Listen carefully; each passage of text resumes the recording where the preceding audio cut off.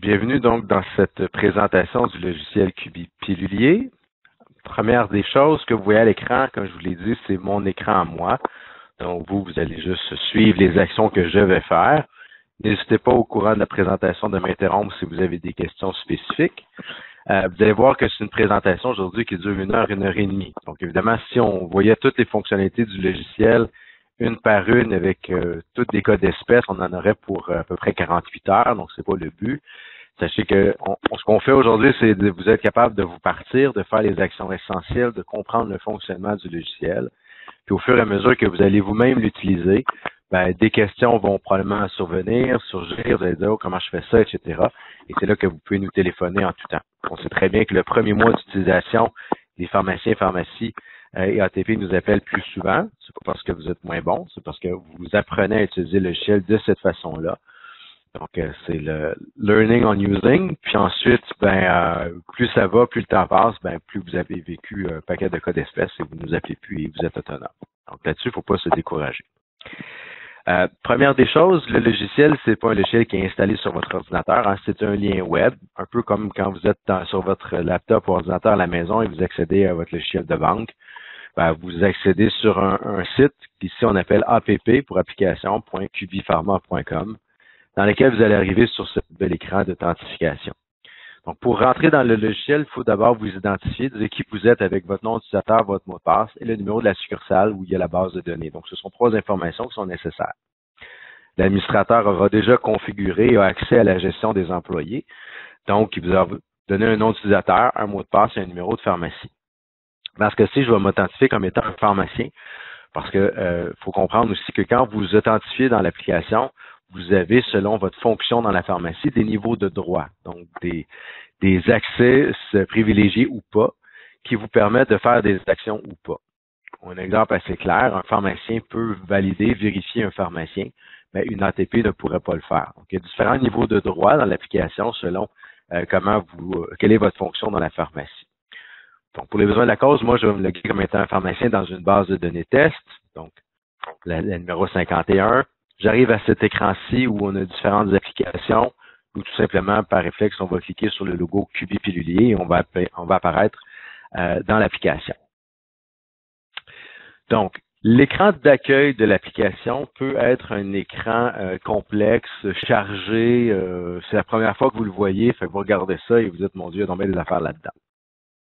Première des choses, je tiens à vous rassurer, le logiciel est pas parti de Mars. Je me suis pas dit à un moment donné, faisons quelque chose de complètement différent pour les piluliers sur la planète. Non, dans ma pharmacie, ma gestion des piluliers était exactement la même que la vôtre. Donc, on est parti du principe de comment on fait à l'heure actuelle les piluliers et comment on pourrait améliorer certains processus, notamment au niveau de la gestion, dans 2 objectifs bien précis. Le premier, c'est d'être plus efficace, donc faire des choses plus rapidement.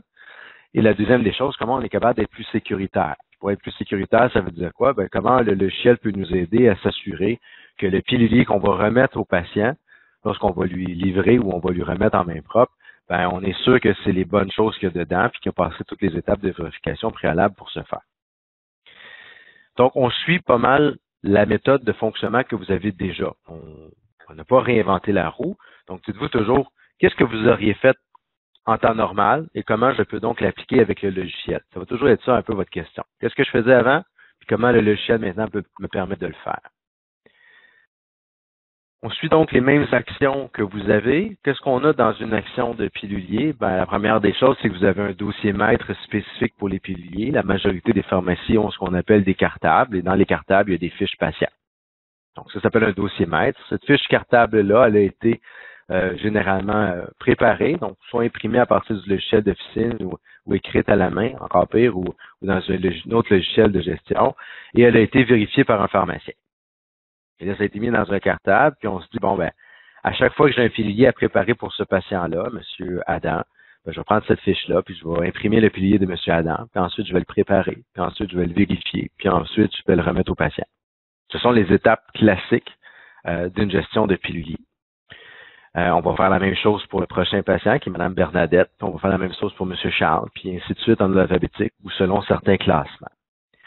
Le logiciel, la première des choses, c'est qu'il vient enlever les cartables, De quelle façon? Bon, on a informatisé les informations dans un logiciel. Un peu comme votre logiciel d'officine. Au lieu d'avoir des petits cartons pour chacun des médicaments dans une boîte, puis que vous avez X nombre de boîtes pour X nombre de patients, on a mis ça dans un logiciel d'officine. Que ce soit Cysterix, Ubique, RX Pro ou ReflexRx ou peu importe. C'est un logiciel informatique, ben c'est la même chose. Donc, vous ne serez pas tellement perdu de ce côté-là. Vous allez avoir une liste de patients qui correspond à vos patients en pilulier. Puis de ces patients-là, ben, vous allez avoir une liste de médicaments qui correspondent à chacun des patients. Et à partir de là, vous allez pouvoir imprimer des piluliers, les préparer, les vérifier et les remettre aux patients. Et ça, qu'on le fasse à la pharmacie, l'impression et la préparation, ou qu'on le fasse faire par un robot au lieu d'être une assistante technique qui prépare, et que le robot soit à la pharmacie ou à l'extérieur de la pharmacie, ça n'a pas d'importance. Le mode de fonctionnement est toujours le même. On va prendre donc peut-être un petit 2 minutes pour voir l'écran que vous avez devant vous, qui est l'écran d'accueil. L'écran d'accueil, c'est celui qui apparaît quand on arrive dans le logiciel et c'est celui aussi qui apparaît lorsqu'on appuie sur le premier bouton qui est la maison pour Home. Maison qui nous arrive ici. Donc, si on clique à gauche dans le bouton des menus, ici en haut à gauche, ben, ce bouton-là va nous faire apparaître dans l'écran d'accueil. Donc, à gauche, on a les menus, une petite loupe pour recherche, une face de patient pour le menu associé au patient, une imprimante pour imprimer des choses, une main qui en sert une autre parce que c'est du travail conjoint, ce qu'on va appeler la DVCC, un petit Android qui est un petit robot, donc les opérations qu'on veut faire si on a une centrale de préparation ou un robot, que ce soit la CINMED ou la VBM, et un onglet de configuration, donc si on veut faire certains onglets de configuration, comme par exemple configurer des foyers, des catégories, si on veut configurer des modes d'impression ou des actions qui sont dans le logiciel. Cet onglet de configuration-là va surtout être soit pour des pharmaciens ou des gestionnaires. Donc ça peut valoir la peine à la suite de cette présentation-là ou un moment de la semaine de prendre rendez-vous avec quelqu'un au bureau pour s'assurer que chacune de vos succursales ou la succursale que vous faites affaire a les bonnes configurations. Et en même temps, ben, ça vous permet d'apprendre des nouvelles choses. Ça peut avoir la peine. Ça prend peut-être une demi-heure avec quelqu'un du bureau. C'est surtout parce qu'on le fait dans votre base de données. Parce que moi, je n'ai pas accès à votre base de données, évidemment. Donc, quelqu'un du bureau le fait avec votre consentement dans votre base de données pour configurer ces choses-là. Donc, les boutons d'action sont là. Inquiétez-vous pas, on va revenir sur celles qui sont les plus importantes pour démarrer. Et ensuite, ben, vous avez en haut la barre de tâches. La barre de tâches qui vous indique quoi? Ben, qui vous indique quel est l'utilisateur présentement enregistré pour les opérations avec les initiales. Ici, c'est démo pharmacien qui est inscrit. La base de données dans laquelle vous êtes inscrit. Généralement, quand vous êtes une seule pharmacie, ben, c'est votre numéro de pharmacie. C'est pas grave, mais si vous faites affaire avec plusieurs pharmacies, comme par exemple, vous êtes une centrale de préparation pour plusieurs pharmacies, ben, vous avez peut-être accès à plusieurs pharmacies. Ben, là, vous savez dans quel dossier pharmacie vous êtes. Si je vais complètement à droite de ça, vous avez un bouton rouge qui s'appelle le bouton on-off ou quitter, déconnexion. C'est quand vous avez terminé de faire vos actions dans le logiciel, vous quittez à partir d'ici. Donc, ça vous ramène à l'écran d'authentification pour revenir dans l'application. Le bouton plus et le bouton moins qui sont ici, c'est pour agrandir un petit peu les caractères. C'est du fine-tuning, c'est surtout en fonction de la résolution de vos écrans. Des fois, si vous dites c'est écrit dessus ou c'est écrit gros, ben, vous pouvez toujours jouer ici, mais ça a moins d'importance. Ce qui est surtout très important, 95% de vos opérations vont se passer ici, où c'est marqué recherche avec un petit code à barre. C'est ici qu'on va venir faire des recherches numériques de vos piluliers. On va le voir tantôt, mais dites-vous que 95% de vos opérations se passent ici. L'autre 95% de vos opérations va se passer dans la petite loupe pour rechercher un dossier patient. Donc, loupe, rechercher un dossier patient. C'est là que vous allez faire 95 autres % de vos actions, c'est-à-dire rechercher un dossier patient. Donc, un dossier patient, quand vous cherchez votre fiche cartable, c'est par ici, la petite loupe. Vous cherchez le cartable, vous cherchez le dossier du patient dans le cartable, c'est ici. Vous cherchez un pilulier, donc un pilulier qui a été imprimé, là, préparé ou vérifié. Vous cherchez un pilulier, donc avec un code à barre, c'est ici qu'on va le faire. Ça, c'est les deux notions les plus importantes. Vous avez compris ces deux notions-là, vous avez compris 95% du logiciel. L'écran que vous voyez ici, donc, vous donne des informations. Première des choses, vous voyez un paquet de chiffres. Les paquets de chiffres veulent dire quoi? Ça veut dire que vous avez des choses potentiellement à faire où il y a des chiffres qui ne sont pas à zéro. Bon, le premier chiffre en haut, c'est le total de patients que vous avez dans votre base de données. C'est plus une information. Si vous amusez et vous cliquez dessus, vous allez remarquer que ça revient exactement au même que de faire la petite loupe et rechercher patient. Donc, si on clique sur les chiffres, ça va nous faire apparaître des listes de patients qui correspondent au nombre qui est apparu. Du 48 heures, ça veut dire quoi? Ça veut dire le nombre de patients qui n'ont pas été complétés, qui n'ont pas encore été livrés aux patients, mais qui auraient dû être faits aujourd'hui ou demain. Donc, si ce compteur-là n'est pas à zéro, ça veut dire que l'assistant technique qui met en sac a des choses à faire. On va le voir tantôt.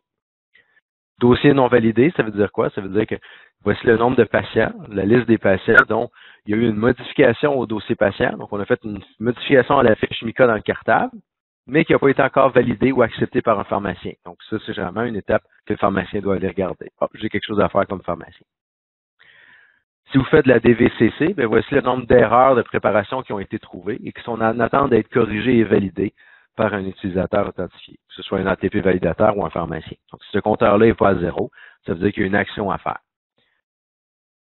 Vous devez de toute façon, je vous rassure, faire les actions avant de pouvoir donner à un patient. Ce sont des étapes bloquantes. Donc, même si le compteur est à 1 ici puis vous n'en êtes pas occupé, l'assistant technique va vouloir remettre le pilulier en question au patient. Ça va lui dire, tu ne peux pas le faire. Voici l'action qui est à faire. Ça vous permet de prendre l'avance quand vous avez du temps. Action du pharmacien, la même chose. C'est qu'il y a une action pharmacien, une signature pharmacien qui doit être faite en quelque part pour un des piluliers, qui est en attente d'être faite. Mais inquiétez-vous pas, vous ne pouvez pas remettre à un patient si jamais cette étape-là n'a pas été faite. Et finalement, si vous avez un lien qu'on appelle le lien XPIL-QB avec Domédic, qui est un pont, en fond, qui est un lien qui fait l'échange d'informations entre votre logiciel d'officine et le logiciel QB pilulier, au lieu de rentrer les informations à la main, bien, si vous avez un décompte qui est différent de 0, ça veut dire qu'il y a au moins un des patients, vous allez voir la liste, pour lequel il y a quelque chose de différent dans le dossier de votre logiciel d'officine versus le logiciel QB. Alors, vous êtes capable d'aller voir c'est quoi qui est différent et de porter action dessus. On fait surtout de la gestion de ce côté-là. Ensuite, vous avez des graphiques là ici d'activité. À droite, vous avez les lots de DVCC si vous faites la DVCC, on va voir tantôt. Et en bas, ce que vous avez, ce sont des graphiques de progression. Donc, si on remarque les semaines, ça c'était la semaine passée, ça c'est la semaine en cours, ça c'est les 2 semaines suivantes. Et par des codes de couleur, on voit la progression. C'est-à-dire, on peut voir, est-ce qu'on a beaucoup de piliers qui ont été imprimés mais pas encore préparés, ou est-ce que j'ai beaucoup de piliers qui ont été préparés mais pas encore vérifiés? Est-ce que la semaine passée, tout le monde a été complété? Ça, c'est vraiment à la longue. Vous allez vous habituer à regarder ça, jeter un coup d'œil là. Probablement qu'il va y avoir une ATP qui va être plus habituée que le logiciel, celle qui s'occupe plus souvent des piliers, qui elle va regarder ça. Pourquoi? Ben, elle va vouloir s'assurer que la semaine passée, on a complété tout le monde, puis que cette semaine, on est dans les temps, puis que la semaine prochaine, on n'est pas en retard. Grosso modo, c'est un peu à ça que ça sert. Je rattire votre attention sur le fait que 95% des opérations se font sur je recherche un dossier patient pour aller y faire une modification ou je recherche un code barre pour aller faire une action sur un pilulier. La façon que ça va fonctionner ce matin, c'est qu'on va aller regarder une fiche patient, parce que c'est ça qui est important, là, votre fiche cartable, votre fiche MICA, dans le fond. On va aller regarder les différentes options de cette fiche-là. Et ensuite, ce qu'on va faire, c'est qu'on va regarder les différentes étapes de progression d'un pilulier, où on en est rendu dans les étapes de progression. Ce qu'on appelle aussi votre registre de signature, ou est-ce que le pilier a été fait, est-ce qu'il a été vérifié, etc. Donc, regardons un dossier patient. Donc, pour aller faire un dossier patient, on va prendre la petite loupe. On va rechercher un dossier patient. Donc, assez simple. Dans la section mots-clés, ben, généralement, vous tapez une partie du prénom ou du nom et le nom va y apparaître. Donc, si ici, je veux aller voir un monsieur Alain, ben, je tape Alain dans le mot-clé et je fais Enter. Vous voyez que toutes les autres informations ici, j'en ai pas de besoin. Toutes les autres informations qui sont ici, ce sont des filtres. Dans le fond, si vous voulez sortir à l'écran des listes de patients qui correspondent à certaines situations, à certains filtres, vous pourriez mes patients sont de lundi, tous mes patients de mercredi ou patients de la liste, peu importe, vous voulez le voir à l'écran, ben vous sélectionnez différents critères. Vous pouvez raffiner vos critères en les combinant ou pas. Dans tous les cas, sinon, ben, comme 95% du temps, vous allez surtout rechercher des dossiers patients avec le nom ou le prénom. Vous allez taper comme ça. Donc, j'ai tapé Alain, parce que je veux savoir tous les Alain et je fais Enter.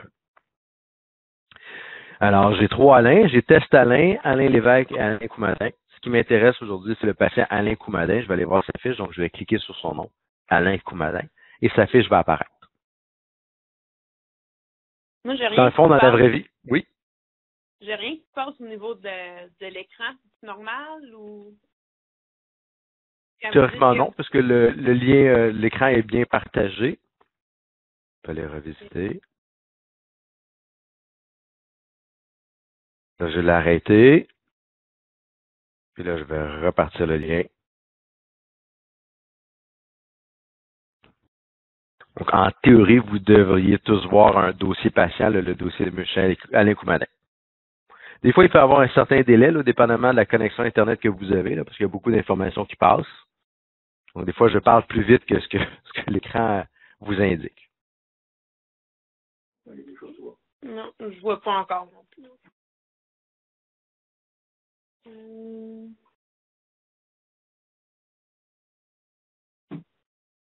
Est-ce que vous voyez l'écran d'avant ou? Je vois l'écran principal, mais quand vous avez fait comme la recherche de Alain, les 3 Alain, là, moi, je vois rien de ça. OK. On va peut-être juste se donner un petit temps d'attente.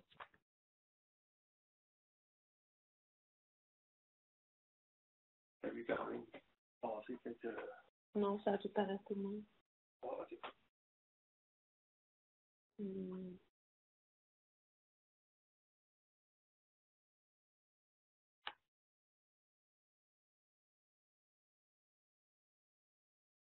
C'est quand même pas la même page.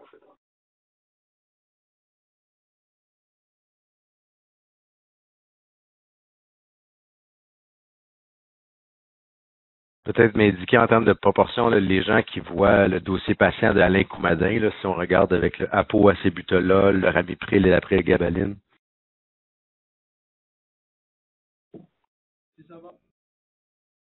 Il y en a que ça va. Donc, l'écran est vraiment partagé. Des fois, c'est peut-être malheureusement un peu votre connexion Internet à la maison là, qui a un délai d'affichage. Dans le pire des cas, le webinaire qu'on fait présentement est enregistré, donc à la limite, vous allez toujours pouvoir vous y référer là, si jamais là, vous avez vraiment pris du retard là, dans la progression. OK. Dans ce cas-ci, donc, oui, effectivement. Donc, dans ce cas-ci, nous avons donc le dossier patient d'Alain Coumadin. Donc, ce qu'on vient de simuler, dans le fond, c'est d'aller chercher un cartable puis d'aller trouver la fiche d'Alain Coumadin. Donc, dites-vous que cette fiche-là, maintenant, au lieu d'aller courroyer le cartable en quelque part, ben, il est accessible sur tous vos postes en tout temps et vous êtes potentiellement plusieurs à faire des actions sur le dossier d'Alain Coumadin. Donc, ça, c'est un des avantages. Donc, quand vous avez un changement de pilulier, vous êtes à votre ordinateur, vous faites un changement dans le dossier d'un patient, puis vous allez tout de suite dans le logiciel QB pilulier, ben, vous n'avez pas besoin de vous déplacer. Vous ouvrez le logiciel et vous accédez à sa fiche. Évidemment, pour des notions d'espace, ce qui nous intéresse, c'est vraiment la liste des médicaments. C'est ça qu'on veut voir. Donc, les informations nominales ou les informations moins pertinentes au dossier sont un peu comme cachées. Elles sont derrière, mais elles sont cachées où? Elles sont cachées ici dans l'onglet qui est juste à côté du nom du patient. On voit Alain Coumadin actif, on a une espèce de petite flèche. Si on clique sur le nom du patient, une fenêtre va s'agrandir avec les informations nominales du patient. C'est ici donc qu'on pourrait télécharger la photo du patient si on veut, changer l'adresse du patient si on n'était pas lié avec le dossier Expil et noter, faire un paquet de notes de préparation si on veut. Donc, si on n'est pas lié avec le dossier Expil, ben, il faut inscrire les informations comme l'adresse, numéro de téléphone, date de naissance, sexe du patient, etc. Mais si on est lié, ça se fait automatiquement. Ce qu'il faut ensuite ajuster, qui n'est pas lié avec votre logiciel, c'est une notion bien importante, c'est la notion de jour dû, comme par exemple ici on voit lundi, versus jour de début, comme par exemple on aussi voit mardi. Tout le monde est familier avec la notion de jour de début. Le jour de début, c'est la journée par laquelle le patient commence son pilulier, c'est-à-dire la rangée du bas de la plaquette alvéolée. Évidemment, ben, le patient commence le mardi son pilulier, mais généralement, on lui va lui livrer avant ça. Donc, dans ce cas-ci, on a noté le jour dû comme étant un jour de la semaine où on veut ce pilulier-là préparé. On fait le regroupement des patients pour lequel on se dit, ben, ces patients-là, ils sont livrés les lundis, on va tous les mettre ensemble les lundis. Mais ça se peut que dans la bâche de 15 patients du lundi, il y en a 14 qui commencent le mardi, mais il y a toujours Mme Tartampion qui, elle, commence le mercredi. C'est comme ça, mais elle est dans le territoire de livraison le lundi, non pas le mardi, mais elle a toujours commencé le mercredi, puis ce serait bien embêtant de lui changer de journée. Ou vous avez un patient qui dit, ben moi, mon pilulier commence le mercredi. Ben, des fois, je vais passer le mardi, mais des fois, ça m'adonne de venir le lundi, fait que ça se peut que je vienne le lundi. Pour prendre de chance, on va le classer dans les lundis, même si il vient le mardi, ça ne dérange pas. Donc, c'est 2 jours de semaine différents, dont jour de début, vous connaissez, c'est vraiment la journée qui va commencer le pilulier. Et vous avez le jour du qui est plus une journée de classement, que vous avez compris qui est toujours antérieure. Ensuite, vous avez des notes. Notes sur le pilulier, c'est quelque chose qui va s'imprimer sur l'entête à chaque fois que vous allez imprimer le pilulier. Donc, ça, c'est important. Versus note interne, qui ce n'est que visible que par vous lors d'une session à l'écran. Donc ça, le patient ou une autre personne ne peut pas voir ça. Donc ça, c'est des notes, là, moi j'appelle ça des notes post-it, c'est ce qu'on avait sur nos fiches cartables ICA qui disaient, comme par exemple, ne pas oublier de couper le cas dur en deux, mettre une étoile sur la case du matin ou peu importe. Vous avez ensuite ici vers la droite la catégorie.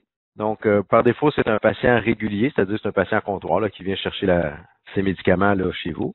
Mais vous pourriez aussi attitrer ça à un sous-groupe, comme par exemple un foyer ou une résidence. Donc, ce patient-là, ça se peut qu'il fasse partie d'une résidence qui s'appelle le manoir.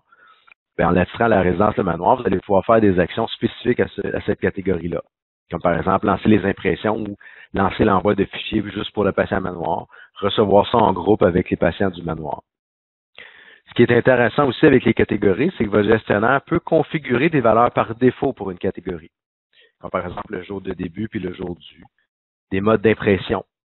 Vous pouvez avoir des choix d'entête aussi. Comme par exemple, vous avez une résidence, elle, qui veut que vous imprimez la photo du patient sur le pilulier. Elle veut que les médicaments soient identifiés sur chacune des cases en plus. Puis que les moments de prise, ce ne soit pas matin, midi, souper, coucher comme à l'habitude, mais 7h30, midi, 15h, 17h30 puis 22h. Ben, vous n'êtes pas obligé de vous rappeler à chaque fois quand vous avez un nouveau patient qui arrive à cette résidence-là, c'est quoi la configuration que la résidence veut. Elle est déjà préconfigurée et quand vous allez attitrer ce patient-là à cette résidence-là manuellement, les valeurs par défaut vont s'y appliquer. Ça, c'est un des avantages de l'informatisation de ces dossiers-là. Donc, ça, c'est le gestionnaire qui peut le faire. Est-ce que, de façon générale, ce patient-là, c'est un passera ou une livraison? Donc, c'est un deux choix ici. Ce qui est intéressant aussi dans ce cas-ci, c'est que cette information-là va s'imprimer sur l'entête du pilulier. Donc, ça devient très facile pour la personne qui vient mettre en sac ou qui vient classer les piluliers. Elle va obligée de se référer à un autre dossier, c'est décrit sur le pilulier, passera lundi ou livraison mardi, directement sur l'entête, donc c'est bien facile pour elle de classer et de ne pas se tromper. Si vous faites de la DVCC, une notion intéressante ici, c'est une case à cocher qui s'appelle QC pourcentage exclusion.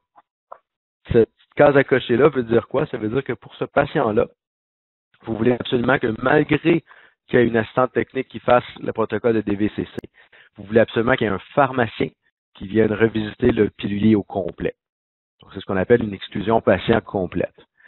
Je vous dirais que c'est de plus en plus rare en pharmacie, puisqu'on va privilégier plutôt des exclusions médicaments. Et ça, on va le voir plus tard comment on le fait.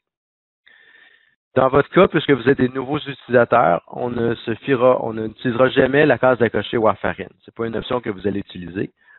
C'était une ancienne façon de faire une exclusion médicament, mais qui était spécifique à la warfarine. Ça, c'était dans nos débuts il y a 7 ans. Maintenant, on a amélioré le processus pour pouvoir permettre plus de médicaments.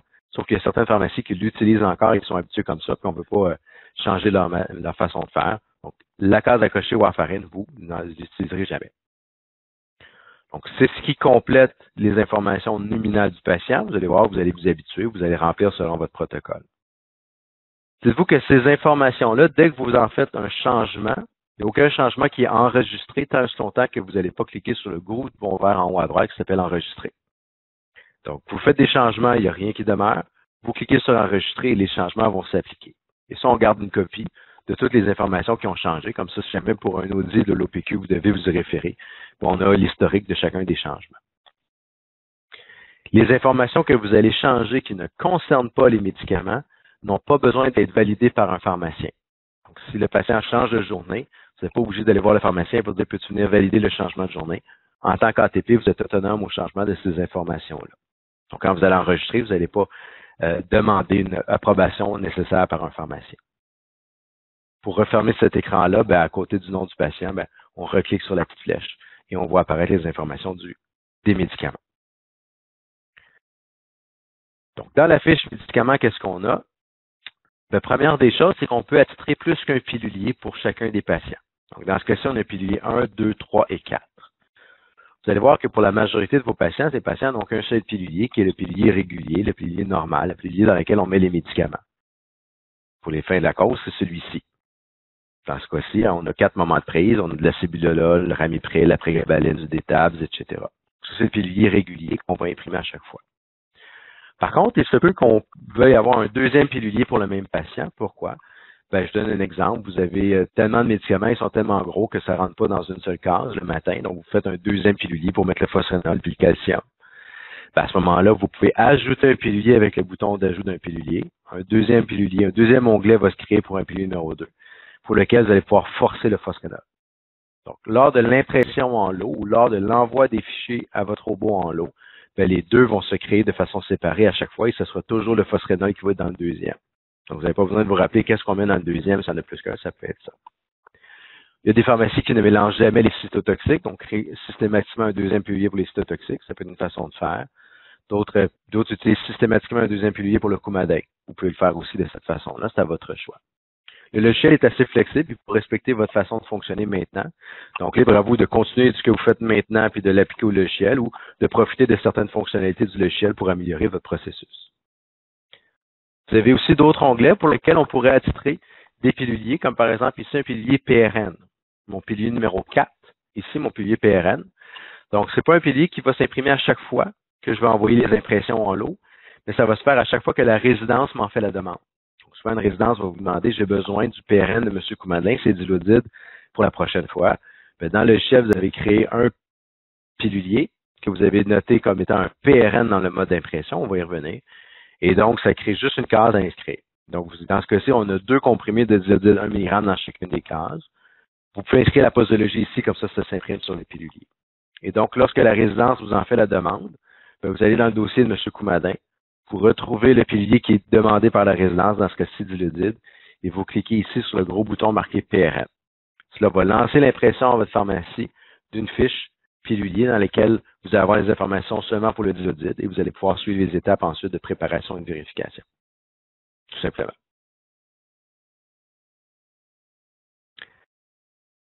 Si je reviens à mon pilulier numéro 1, qui est mon pilulier classique, donc on voit ici qu'on a différents modes d'impression. Encore là, les modes par défaut sont ceux qui sont appliqués généralement par tout le monde. Lorsque vous attitrez des valeurs par défaut pour une résidence, c'est celle-là qui va être attitrée si jamais vous avez inscrit une catégorie résidence pour un patient. Mais dans tous les cas, pour chacun des piluliers, vous pouvez modifier à votre guise les différents modes d'impression. Donc, il y a différents choix que je vous laisse explorer, différentes fonctionnalités que vous pouvez mettre ici de ce côté-là. Donc, vous les regardez, vous vous amusez avec, vous regardez les différentes options, puis vous choisissez laquelle est meilleure pour vous.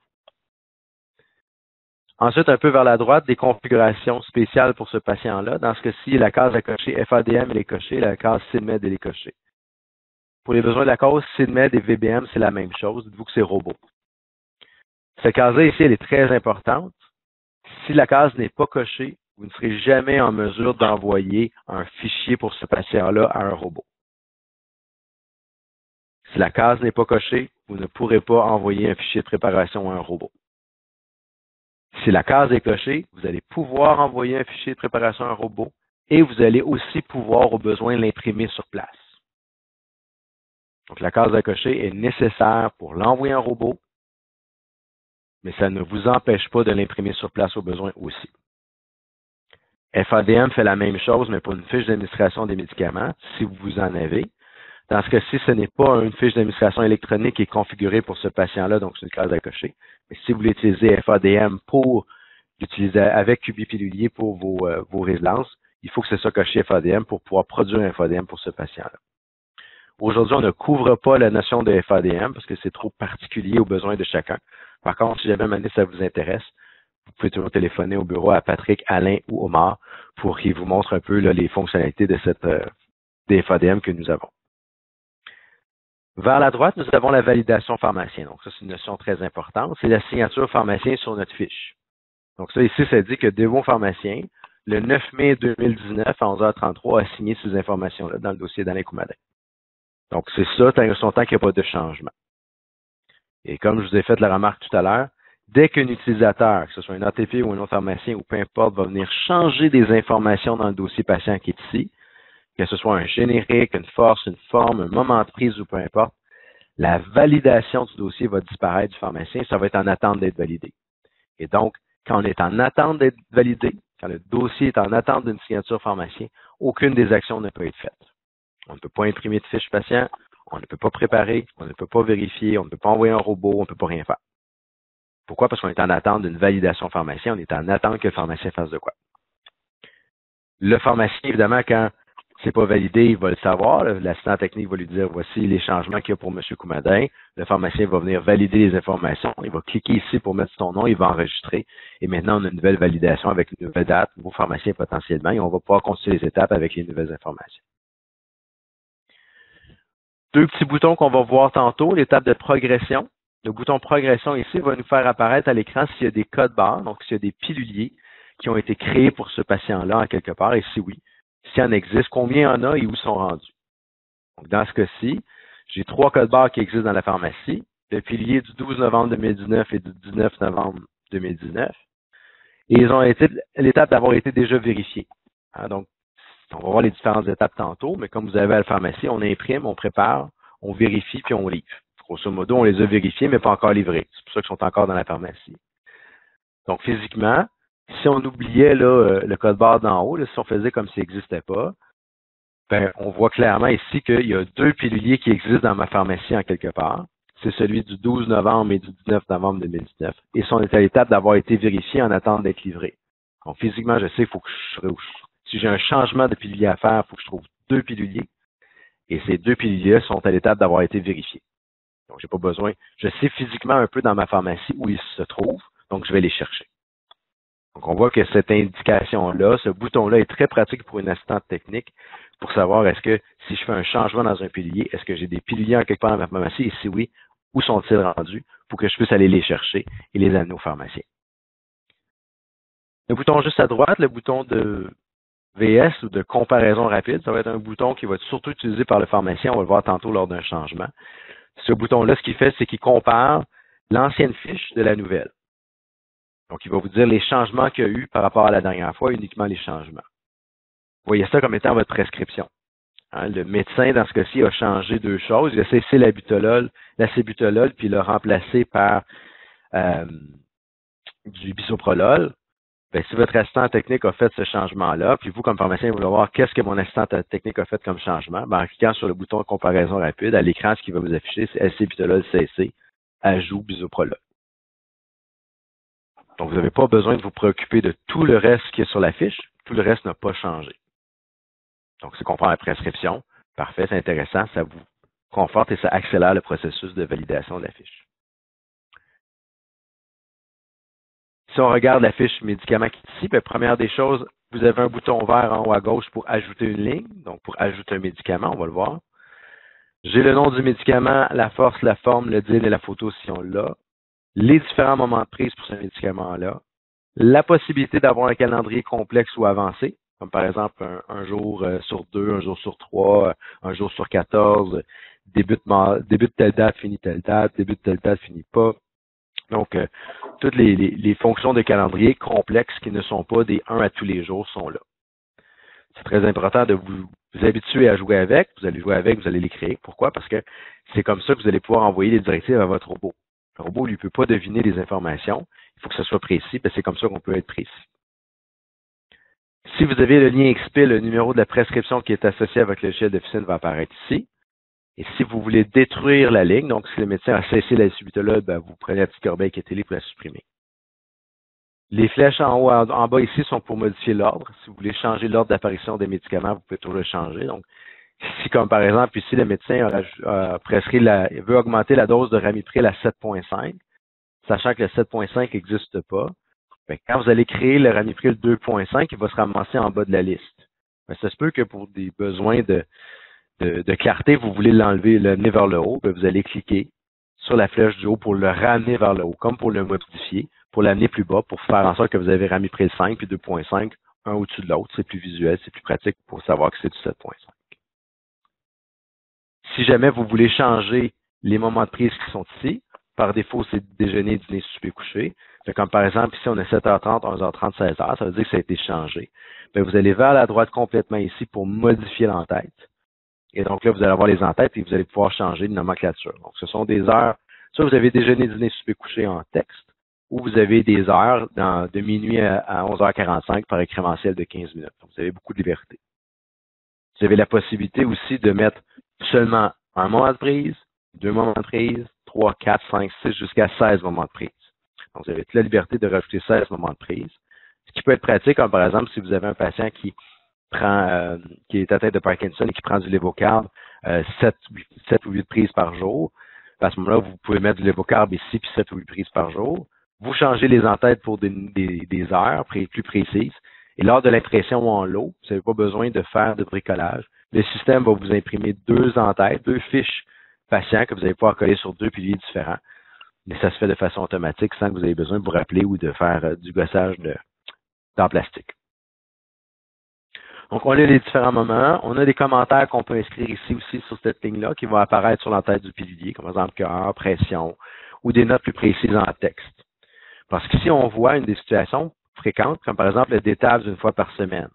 Donc, on a ici écrit un comprimé mercredi matin. Pourquoi? Pour que ça puisse s'afficher sur l'entête du pilier. Il faut comprendre que si un patient se présente à l'hôpital ou CLSC, les gens n'ont pas accès au logiciel nécessairement. Donc, des fois, c'est difficile pour eux de savoir ces câbles. Là, en sachant que c'est ça, c'est plus clair. Par contre, c'est vraiment juste une indication supplémentaire. Ce qui est important, c'est de savoir que vous avez créé un calendrier avancé. Pour le détail, j'ai créé un calendrier avancé comment? En cliquant sur calendrier avancé. Et donc là, j'ai une belle fenêtre qui apparaît à l'écran et qui me donne toutes sortes de possibilités. Ces possibilités-là sont instinctives, ou si les premières fois que vous jouez avec une possibilité, vous n'y arrivez vraiment pas par vous-même à le créer, vous nous appelez, on va vous aider à le faire. Il faut comprendre que vous avez une date de début, une durée et donc une date de fin calculée. Et donc, si jamais vous avez besoin d'une date de début qui n'est pas aujourd'hui, vous devez spécifier une date de début, c'est ici que vous allez l'inscrire. Ça se peut que vous n'ayez pas de date de fin. Je vous donne un exemple. Le patient commence du détabs. Du détabs, vous n'avez même pas besoin de date de début parce que par défaut, c'est aujourd'hui. Puis vous n'avez pas de date de fin parce que ça va être comme ça ad vitam aeternam. Donc, tout ce que vous avez à faire, c'est cliquer sur « Créer un calendrier complexe ». C'est un calendrier par semaine, donc par défaut sur 7 jours. Vous allez avoir donc des journées dans la semaine. Et lui, c'est le mercredi matin. Vous écrivez un 1 dans la case du mercredi matin. Tout simplement. Ça peut être la même chose pour du Coumadin, ça peut être la même chose pour du méthotrexate. Si vous avez 6 comprimés de méthotrexate 2.5 le dimanche matin, vous marquez 6 ici, tout simplement. Si vous avez des calendriers séquentiels des 1 jour sur 2, je ne sais pas si j'ai déjà un jour sur 2 ici, oui, j'ai un jour sur 2 ici pour du furosémide. Je peux aller voir le calendrier de furosémide, 1 jour sur 2. Forcément, il faut que je décide quand est-ce que ma séquence commence. Donc, je peux dire que ça commence aujourd'hui ou ça peut commencer une date. Dans ce cas-ci, le 1 jour sur 2 commençait le 25 août 2017. Le 25 août 2017, c'est une séquence de 2 jours. Donc, c'est pas une semaine, c'est à tous les 2 jours. Donc, j'ai créé mon calendrier complexe séquentiel pour une séquence de 2 jours. Ma première journée, j'en mettais un le matin, ma deuxième, j'en mets pas. Ça devient ici ad vitam aeternam. Donc, le 25 août 2017, j'en avais un. Le 26 août 2017, j'en avais pas. Le 27 août, j'en avais un. Le 28, j'en avais pas, et ainsi de suite. Inquiétez-vous pas. Vous n'avez pas besoin de vous rappeler cette séquence-là rendue en 2020 puis faire un calcul dans votre tête ou vous gardez un calendrier à côté. Lorsque vous allez lancer les impressions, le système, lui, fait le calcul pour vous. Et donc, en faisant le calcul pour vous,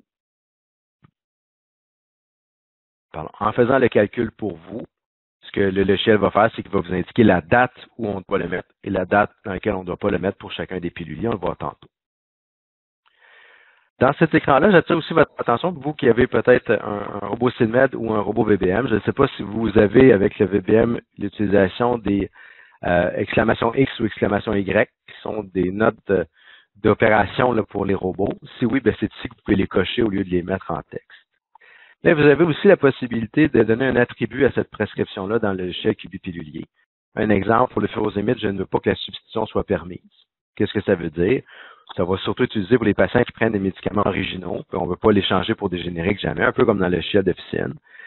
Si jamais, à un moment donné, votre centrale de préparation ou votre robot veut changer votre médicament pour un autre, il ne pourra pas le faire à votre insu, parce que ça va le cacher. Même vous-même, si vous voulez faire des changements en lot, parce que c'est une des fonctionnalités. Comme par exemple, vous avez tout dans vos dossiers, vous avez toujours du apopantoprazole. À un moment donné, vous changez de fournisseur pour du PMS pantoprazole. Là, vous allez pouvoir faire les changements en lot dans tous vos dossiers d'un seul coup, sauf pour les patients pour lesquels on avait dit ne pas substituer, il faut falloir le gérer manuellement. Donc, ça vous empêche de faire une substitution alors qu'on ne voulait pas. Là où je vous ai parlé d'une notion importante, c'était l'obligation de la révision par un pharmacien pour un médicament en particulier. C'est ici qu'on pourrait venir cocher. Je donne un exemple ici. Le Xarelto 20, dans ce dossier-là, on a la petite case verte qui est ici. C'est une révision obligatoire du pharmacien. Ça veut dire quoi? Ça veut dire qu'avant de pouvoir remettre le pilulier au patient, nous, dans notre processus, on a décidé qu'il y avait un pharmacien qui devait aller regarder que le Xarelto était bel et bien dans le pilulier. Il devait y avoir une signature pharmacienne pour pouvoir remettre au patient. Donc, c'est une étape bloquante. Donc, ça vous donne la liberté de choisir vous-même quelles sont les étapes bloquantes. Vous pouvez ne pas en avoir beaucoup, c'est à votre guise, mais plus vous en avez, plus vous avez une étape pharmacien. Mais c'est vous qui décidez quels sont les points de contrôle que vous voulez avoir. Un exemple classique que je donne, un exemple qui a été souvent mentionné à l'affaire PopQ, l'assurance des pharmaciens, c'est le méthotrexate. Ben, pour éviter d'avoir des erreurs où on met du méthotrexate 6 comprimés à tous les jours au lieu de juste le mettre le mercredi, bien que vous avez vu que le logiciel rendait ça presque impossible visuellement, mais pour éviter que ça arrive, vous pouvez dire que ce méthotrexate-là ou ce médicament-là pour ce patient-là, je veux qu'avant qu'on le remette au patient, il y a un pharmacien qui ait vérifié comme quoi le méthotrexate était juste le dimanche matin. Et donc, lors du processus de vérification des étapes de production, l'ATP va remettre le pilier au patient, au pharmacien, c'est-à-dire le pharmacien va prendre le pilier, va rentrer le code barre, va les signer comme quoi c'est correct, il va le remettre à l'assistant technique pour passer à la prochaine étape. L'ajout de ces médicaments-là peut se faire donc de façon individuelle, dossier par dossier. Pour une raison X, on pourrait vouloir que le pharmacien vienne vérifier du Ramipril pour ce patient-là, mais pas pour les autres. Mais on pourrait aussi configurer en lot que les méthotrexates, à chaque fois que ce DIN-là est rentré dans un dossier patient, automatiquement, j'ai cette validation qui se fait pour ce patient-là. On peut décocher manuellement ensuite, mais on peut créer donc des valeurs par défaut de médicaments qui sont à vérification par le pharmacien. Dans ma pharmacie, puisque je fais affaire avec une centrale de préparation externe et qui ne peut pas mettre les narcotiques ou les contrôler dans les piluliers, ben, mes narcotiques et mes contrôlés font partie de la liste des substances à être révisées par le pharmacien. Pourquoi? Parce que quand je reçois les piluliers de ma centrale de préparation, mon assistant technique doit faire une opération manuelle de mettre les narcotiques à l'intérieur ou le contrôle à l'intérieur, et donc automatiquement, elle le donne au pharmacien. Le pharmacien va cocher comme quoi l'assistant technique a bel et bien mis le bon narcotique dedans, et ensuite, on peut passer aux prochaines étapes. Donc, c'est une façon de pouvoir s'assurer que j'ai pas un pilulier qui m'arrive complètement scellé de la centrale de préparation, puis que j'ai oublié de mettre l'oxycodone dedans. Donc, c'est une des façons de pouvoir utiliser cet outil-là. Comme je dis, je vous montre de quoi a l'air le logiciel et les fonctionnalités. Ça ne veut pas dire que vous allez tout apprendre, mais des fois, vous allez dire dans une situation, il me semble que j'ai entendu de ça, il me semble qu'il avait parlé de ça. Et c'est là que ça va stimuler l'appel au centre d'aide pour dire, je veux faire ça, il me semble que c'est possible, comment qu'on fait déjà, je m'en rappelle pas. Puis c'est là qu'on vous aide. Et ensuite, une fois que vous l'avez fait une ou deux fois, c'est comme faire du vélo, là, on est capable de le faire tout le temps après. Donc, c'est ce qui résume la fiche médicament de ce patient-là ici. Est-ce que sur la fiche médicament, vous avez des questions? La prochaine étape ensuite, ça va être de simuler un envoi, soit une centrale, un robot ou d'impression et les différentes étapes de préparation. Est-ce que vous avez une question ou des questions spécifiques sur la fiche médicament ou sur des notions qu'on vient de voir?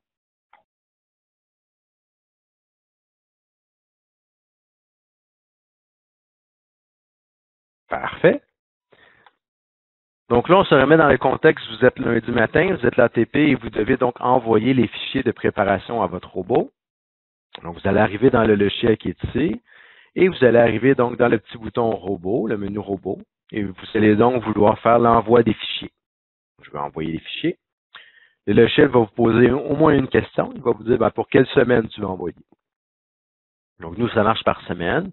Donc, aujourd'hui, sachant qu'on est le 13 octobre, vous dites, moi, je veux envoyer les fichiers pour la semaine 25. Vous allez aujourd'hui. Ça va préparé par la centrale peut-être cette semaine-ci, vous allez la recevoir peut-être la semaine prochaine, et donc c'est les piluliers de la semaine du 25. Vous suivez votre calendrier de production. Donc, moi, j'en ai inventé un, là, mais ça se peut que vous, ça soit différent, ça n'a pas d'importance. Donc, moi, je prends la semaine du 25, et là, ben, je peux encore une fois activer des filtres ou pas en activer. Donc, par défaut, dans ma pharmacie, j'envoie toujours des productions de 2 semaines à la fois. Dans votre cas, vous pourriez configurer que c'est 1 semaine à la fois. Ça peut être 28 jours à la fois, ça ne dérange pas. Ou je pourrais même le modifier. Mais dans ce cas-ci, je prends les valeurs par défaut. Donc, j'envoie les fichiers de la semaine du 25 octobre. Dans ce cas-ci, je pourrais vouloir filtrer, dire je veux faire des envois en lot, catégorie par catégorie ou foyer par foyer. Donc, je pourrais dire je vais envoyer mon manoir. Je vais envoyer mon manoir, puis ensuite, je vais en envoyer les sols, ou etc., foyer par foyer, ou je veux tout envoyer. Moi, ça n'a pas d'importance.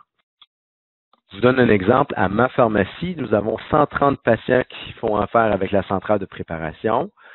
Je n'ai pas de foyer, donc j'envoie tout le monde. Donc, j'envoie tout le monde, dont le préparateur et le robot, et je l'envoie à la destination, le robot. Tout le reste des filtres, j'en tiens pas compte. Donc, je n'ai pas besoin de filtrer. Donc, je n'ai pas besoin de réduire ma liste de patients que je veux envoyer. J'envoie tout le monde pour la semaine du 25 octobre pour lequel je veux envoyer à mon robot. Et là, je fais recherche. En faisant recherche, ne vous inquiétez pas, vous n'envoyez rien encore. Vous allez voir visuellement qui sont les patients que je vais envoyer et vous pouvez encore faire des modifications si vous voulez. Dans ma base de données ici, j'ai 9 patients qui correspondent à ces critères-là. M. Jonathan Bérubé, Benoît Campeau, Nathalie Cahouette, etc. Donc, tous sauf un sont tous prêts à être envoyés, il n'y a pas de problème. Et voici mes dates de début et pour le nombre de jours. Donc, Jonathan Bérubé, dans la semaine du 25, il commence le mercredi, donc c'est le mercredi le 28, etc., etc. Je vois que j'ai une situation problématique, Madame Félin-Moustache. Madame Félin-Moustache, quelle est sa situation problématique? Bien, si je mets mon curseur sur le problème, ça me dit que le pilier n'a pas été validé pour ce patient-là. Ah, elle est en attente d'être validée. Donc, dans mon écran de contrôle que j'avais, au début, j'avais un compteur d'au moins 1. Madame Félin-Moustache était là. Ben, ça me dit que je suis en attente. Donc, moi, comme assistant technique, je peux aller voir les pharmaciens. Je vais dire, si on est en attente de quelque chose, oui, j'attends confirmation du médecin, etc.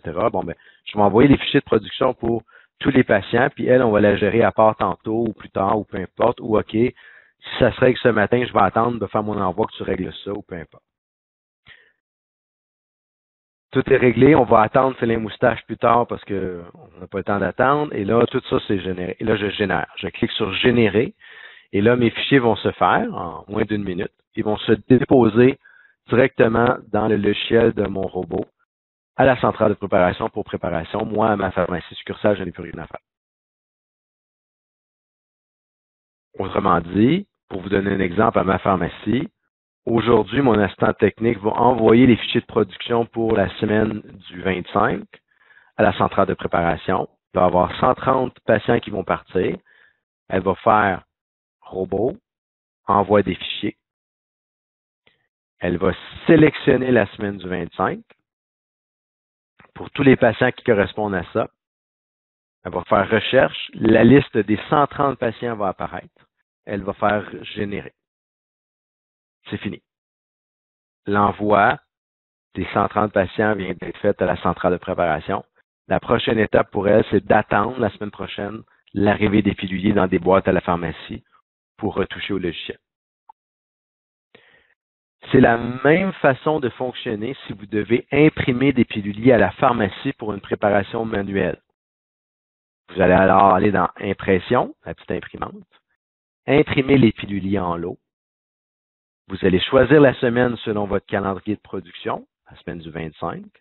Sauf qu'ici, le préparateur, vous allez choisir préparateur pharmacie, donc il n'est pas SynMed par défaut. Et voyez-vous, destination, c'est imprimante. Vous allez faire recherche. Vous pouvez scinder vos préparateurs, etc., vos préparations, vos catégories ici. Ça peut être intéressant. Hein? Si je veux juste imprimer manoir, je vais juste faire une recherche de mes patients qui sont manoirs. Donc, dans mon manoir, ici, j'ai un manoir de 4 personnes, dont une qui est en attente d'être validée, même principe que tantôt. Et là, ben, ça me dit, bon, parfait, ben, il y a ceux-là à imprimer. Je vais générer. Ce que ça va faire, c'est que ça va générer un PDF d'impression que je vais pouvoir envoyer à mon imprimante 10 piles. Et ensuite, ben, générer mes prochaines étapes, qui est la préparation, la vérification, etc. Pour le besoin de l'eau, je vais faire un patient de faire, c'est moins lourd. Donc, pour un patient en particulier, donc, si je répète, je fais mon imprimante. Je veux imprimer le pilier du patient en cours, donc mon patient qui était Alain Coumadin. On voit son nom qui apparaît ici en haut en gros. Je vais imprimer Alain Coumadin pour la date du 25. Je l'envoie à l'imprimante, je le veux le faire pour 2 semaines. Pas besoin de d'autres filtres, rien. Je fais recherche. Il m'affiche seulement Alain Coumadin parce que c'est lui. Monsieur Alain Coumadin avait 2 piluliers, même 3 piluliers qui lui étaient propres. Là. Je vais juste faire le principal là, parce que c'est une base de données test. Là. Et je vais vous montrer de quoi a l'air le fichier qui serait à l'impression. Donc ça, c'est une fiche dispile que j'imprimerai à mon imprimante en pharmacie. Évidemment, si vous faites affaire avec un robot, c'est l'impression du robot qui prime. Donc, ce que vous faites avec votre VBM déjà, ça ne change pas. La seule chose qui va changer, c'est l'apparition d'un nouveau code barre, qui est un code barre de suivi, le code barre QB pilulier si on veut. Le code barre QB pilulier, c'est quoi? C'est le code barre qui fait le suivi de la production de ce pilulier-là pour toutes les étapes. Ce code barre-là, vous avez compris qu'il est généré lorsque j'imprime ou j'envoie des fichiers à ma centrale de préparation. Et c'est ce code barre-là qui va me permettre de dire, ce pilier-là, je l'ai préparé. Nathalie l'a préparé. Il a été vérifié par Jonathan. Jonathan, c'est un ATP vérificateur. En fait, le contrôle de qualité a été fait par Sabrina. Et en plus, c'est Steve qui l'a remis au patient à telle date. Donc, toutes les étapes sont signées et toutes les étapes doivent être faites en séquence, sans erreur, pour être capable de le remettre au patient. Donc, ce code barre-là est important et il le suit, il est numérique, il est unique pour chaque semaine et pour chaque patient. Lorsque j'ai fait l'impression de mes piluliers ou lorsque j'ai envoyé mes piluliers à la centrale de préparation, donc ces codes barres-là ont été générés, et donc je n'ai plus rien à faire dans les dossiers patients. Donc la partie dossier patient, on n'y touche plus. On va y revenir seulement si on a des changements et c'est ce qu'on va faire tantôt. À l'heure actuelle, on a des codes barres. Ça veut dire quoi? Ça veut dire qu'on a eu des impressions. On a eu des piluliers qui ont été dit, parfait, voici les informations qu'il y avait dedans, validées par un pharmacien. Maintenant, il reste à les préparer. Soit par le robot ou soit à l'interne. Si je suis à l'interne, j'ai imprimé des piluliers dans ma pharmacie, il me reste à les préparer. Moi, comme assistant technique, je vais rentrer dans le logiciel et je vais venir scanner ou rentrer le code à barre en haut. Donc, dans ce ski, le code à barre, il finissait par 246. C'était le code à barre de M. Alain Coumadin. Donc, voici les informations du pilulier imprimé le 13 octobre 2020 par telle personne à 11h22. Et voici donc les étapes de production qui sont pour ce patient-là. La prochaine étape, c'est de le préparer. Ensuite va venir l'étape de validation et de contrôle de qualité au besoin si je fais la DBCC. L'étape de transfert. L'étape de transfert va être utilisée seulement si vous utilisez une centrale de préparation. Pourquoi? Parce que ça se peut que votre centrale de préparation fasse ces étapes-là pour vous. Évidemment, votre centrale de préparation va faire l'étape de préparation. C'est le robot qui le fait. Donc, vous n'aurez pas cette étape-là de fait. Cette étape-là va être automatiquement faite, mais ça va être marqué CPO. Vous avez envoyé vos fichiers. Donc, ici, on sait que pharmacien démo à telle date a envoyé les fichiers à la centrale de préparation. Et il a été préparé par la centrale de préparation. Vous, quand vous recevez ces piluliers-là, vous allez les transférer. Et ensuite, vous allez faire la validation contenant contenu de ces piluliers-là. Il est possible, comme moi, que vous payiez pour que la validation se fasse aussi par la centrale de préparation, que vous ne voulez pas y toucher. Donc, qu'est-ce qui va arriver? C'est quand vous allez lancer l'envoi de vos fichiers à la centrale de préparation à votre robot, l'étape de préparation et de validation contrôle de qualité vont être faites par la CPO. Donc, ça va être écrit CPO ici, CPO ici, CPO ici. Et moi, tout ce qui me reste à faire, c'est de recevoir, donc de transférer les piluliers lorsque je les reçois dans les boîtes. Et la dernière étape, c'est la complétion. Donc, quand on complète le pilier, ça veut dire quoi? Ça veut dire l'étape la plus proche de la remise au patient. Généralement, c'est la mise en sac. Vous avez facturé, vous allez mettre ça en sac. Puis il va y avoir un ATP qui va venir rentrer, scanner les codes barres pour chacun de ces patients-là. Et va venir cocher comme quoi il les a mis dans un sac. Donc, au final, pour un patient, on sait exactement qui a fait quoi et quand, et on sait que toutes les étapes préalables ont été faites avant de se rendre dans la remise du patient. Donc, on a quelqu'un qui a imprimé telle date, on a quelqu'un ou un robot qui l'a préparé, on a quelqu'un, un robot qui l'a validé, on a quelqu'un, un robot qui a fait un contrôle de calculé, on a quelqu'un qui l'a reçu si ça venait d'ailleurs, il y a quelqu'un qui l'a complété. Donc, on les initiales de tout le monde et on sait exactement où on en est rendu. Donc, ça, c'est la fiche de préparation ou de vérification du pilulier avec les étapes pour lesquelles on met nos signatures. Tantôt, on avait vu dans le bouton de progression qu'on voyait où étaient rendus les piluliers, c'est à cause de ça ici. Donc, ce pilier-là, dans l'étape de progression, il a été imprimé mais pas encore préparé. Donc, on sait où il est. Et dès qu'on va signer comme quoi on l'a préparé, ça va basculer. Si quelqu'un va regarder dans le bouton de progression, ça va être marqué qu'il a été préparé telle date, telle heure. Donc, c'est ici que viennent les différentes notions d'étapes de progression. C'est parce qu'on les a faites pour le pilulier. Donc, on comprend que la fiche qu'on voit, nous, ici, c'est le pilulier. Ce n'est pas le dossier patient. Bien entendu, c'est conforme au dossier patient parce que ce qu'on a lancé, c'était le dossier patient qui avait été validé par un pharmacien. Donc, les informations qui sont là doivent être identiques au dossier patient.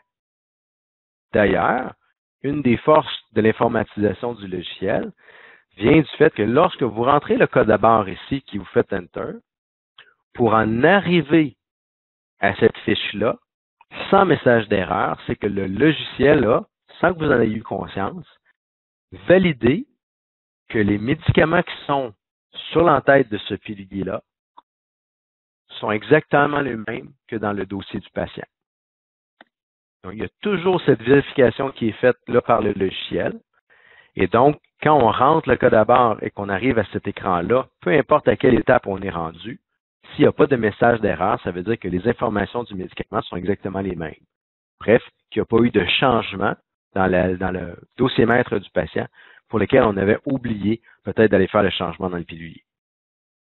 Donc, dites-vous que vous n'avez pas besoin d'aller vérifier, comparer le dossier du patient. Si vous n'avez pas de message d'erreur, ça veut dire que c'est conforme, parce que le logiciel fait ça à chaque fois.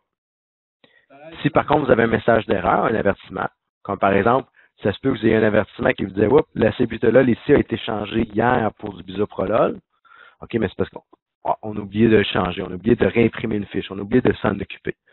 Ce qui est rare, mais ce qui va être très bénéfique si jamais on oublie de le faire, parce que le système va vous aviser pour vous empêcher de faire cette erreur-là.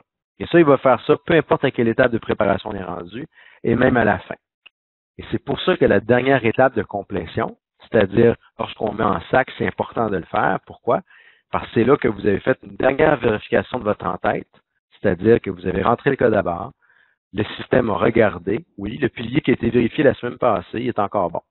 Surtout que maintenant, on est 2 semaines en 2 semaines. Ça fait longtemps que le pilier a été vérifié.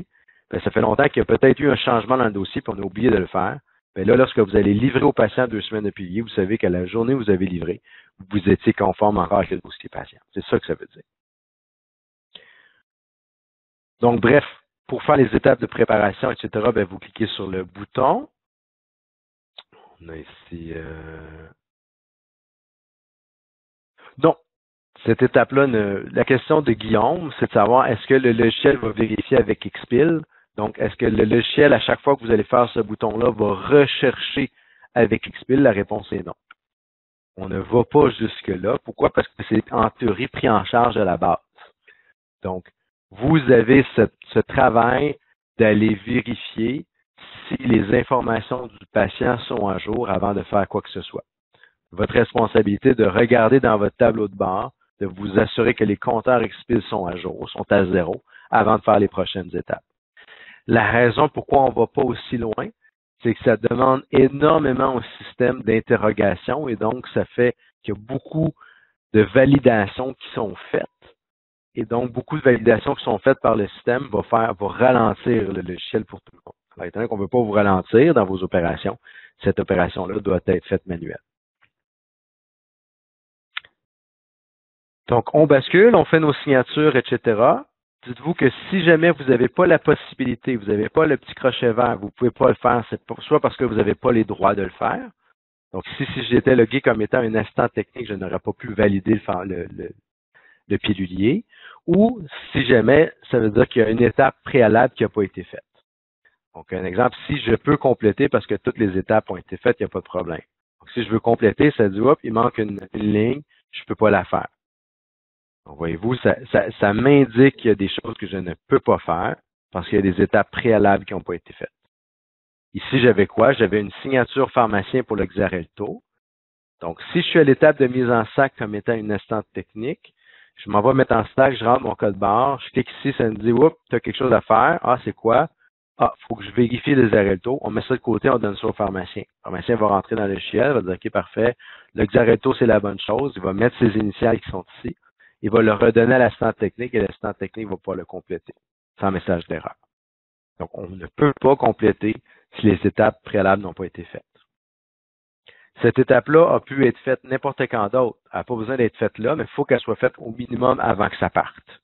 C'est pour ça que vous aviez des compteurs d'action pharmacien. Mais évidemment, c'est plus facile pour le pharmacien en service ce jour-là de faire cette vérification-là lorsque c'est l'assistant technique qui lui présente. Sinon, il faut que le pharmacien cherche les différents piluliers dans votre pharmacie. Si vous faites de la DVCC, c'est aussi à cet écran-là, lors de la vérification, que vous pouvez enregistrer des erreurs de préparation.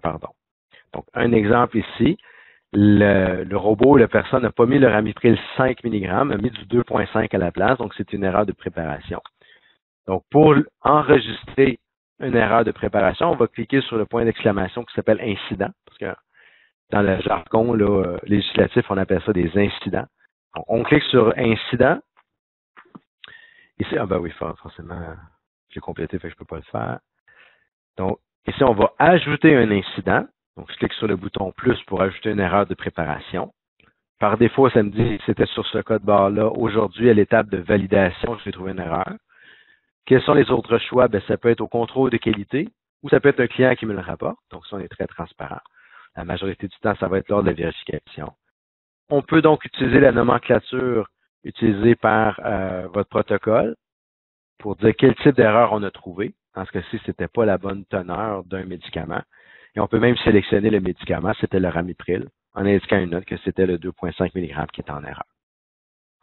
Qu'est-ce que ça fait, ça? Pourquoi on se donne le trouble de faire ça? Ben, c'est que ça permet d'enregistrer et de catégoriser les erreurs pour plus tard. Donc, votre responsable du protocole de DVCC va pouvoir aller chercher un rapport qui va dire entre deux périodes de date choisies.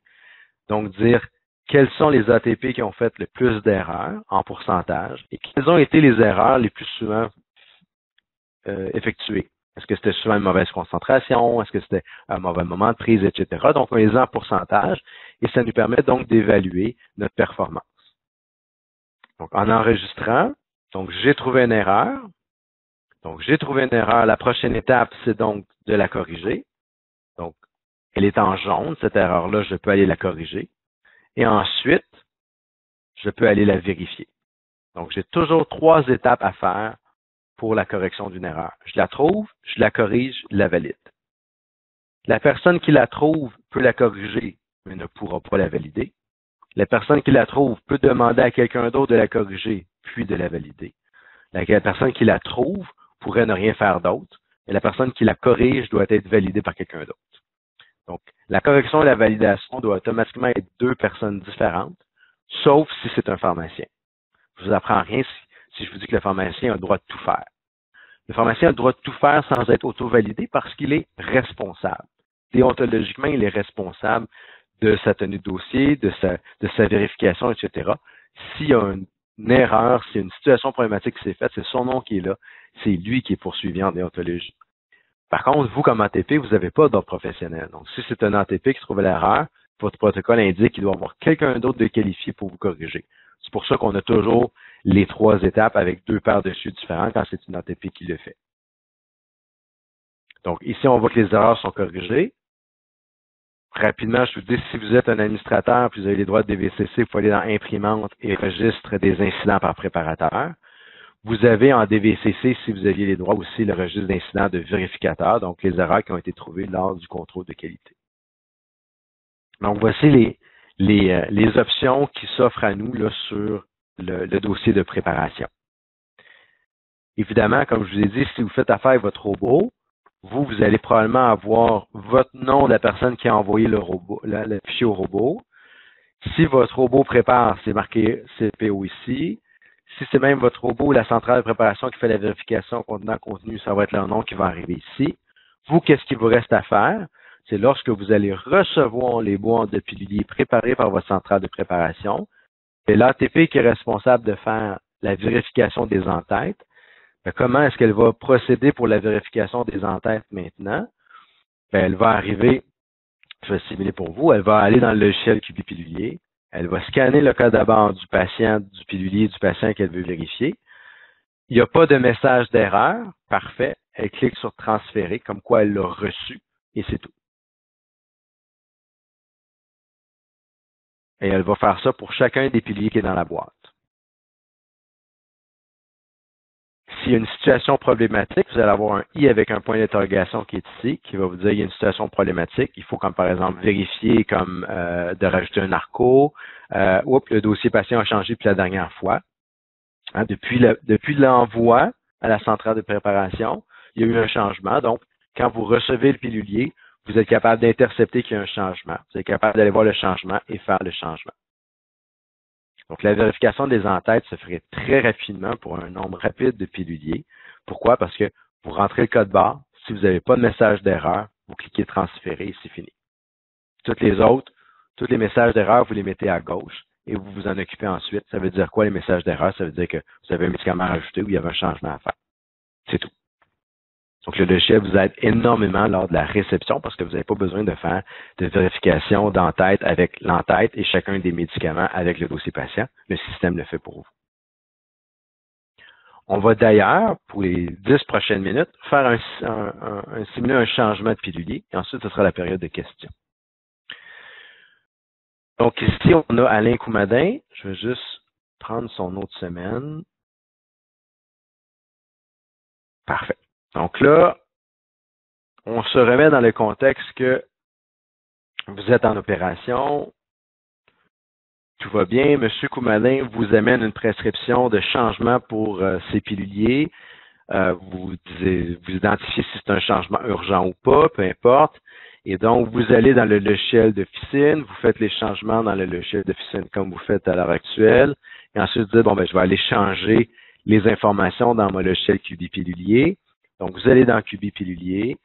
Vous allez avoir ici le compteur XPIL QB qui va être à 1. Pourquoi? Parce que vous allez avoir un patient dont les informations du dossier patient sont différentes du dossier de QB pilulier. Vous pouvez cliquer sur le 1 ici pour faire apparaître le nom du patient et accéder à sa fiche patient ou cliquer sur dossier patient puis aller chercher votre patient, Alain Coumadin, et rentrer dans sa fiche pour activer les changements. Moi, lors de ma démo, je n'ai pas accès à un lien XPIL, parce que les liens XPIL n'existent que pour des environnements réels et non pas des environnements tests. Mais dites-vous que ce que vous auriez présentement, vous, comme visualisation, c'est juste ici à gauche du bouton de comparaison rapide, ce serait marqué XPIL, et ce XPIL-là serait en rouge.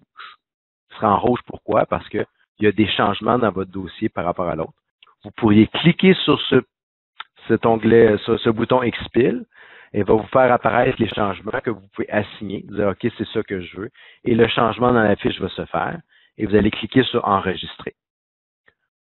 C'est comme ça que ça fonctionne. Donc, vous avez un indicateur qui dit que vous avez un changement. Parfait, je vais appliquer le changement. Vous cliquez dessus, je l'applique et j'enregistre. Moi, pour les besoins de la cause, je vais le faire à la mitaine comme dans le bon vieux temps quand le pont n'existait pas. Donc, le médecin, tantôt, on a dit qu'il a rajouté du Ramipril 2.5 pour faire 7.5. Donc, j'ajoute une ligne. Donc, Apo Ramipril. Donc, 2.5 en capsule. Oui, ça, c'est une information intéressante. Votre gestionnaire de centrale de préparation, votre gestionnaire de robot peut, pour votre base de données, vous indiquer quels sont les produits de choix ou vos préférences dans la centrale. Comme ça, si jamais vous ne rentrez pas le bon produit, la centrale peut vous dire non, moi, je préfère le PMS et non pas le Apo. Peux-tu mettre le PMS à la place? Donc, des fois, c'est une façon rapide de dire, OK, c'est ça que je veux parce que c'est ça qu'il va y avoir dans mon robot. Donc, le parti gestionnaire de robot peut faire ça. Je vais juste faire annuler parce que je ne veux pas ça. J'en veux un le matin. Je vais écrire ici total égale à 7.5 mg pour que ce soit super clair pour le patient. Puis en plus, comme je vous ai dit tantôt, là, on va changer l'ordre d'apparition pour que ça arrive à côté. Vous, là, je suis à mon poste de travail puis je fais ça. Donc, je mets le Ramipril ici, à côté de l'autre, donc c'est facile ici, puis ici, je fais mon total égal à 7.5 aussi mg, donc c'est super clair pour tout le monde. Parfait. Qu'est-ce que j'ai d'autre comme changement que je pourrais avoir? Le médecin assesse le Coversil, il vient de se rendre compte qu'il y avait 2 ISA dans le même dossier, mais il va rajouter un autre médicament, il peut bien rajouter... je vais mettre de l'attaquant, et on va rajouter un R à la place. Attaquant à 8. Ah, non, le patient, il veut absolument l'original. Donc, c'est attaquant à 8. Donc, il veut absolument l'original. Je vais venir cocher ces substitutions non permises. Parfait, l'attaquant 8. Et le médecin, là,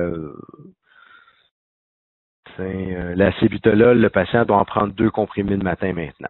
Et vous, ça, c'est les changements qu'il y a sur la prescription. Donc, je fais mes changements, moi, comme assistant technique. J'enregistre mes changements. Vous voyez que la validation pharmacien vient de disparaître. Parfait.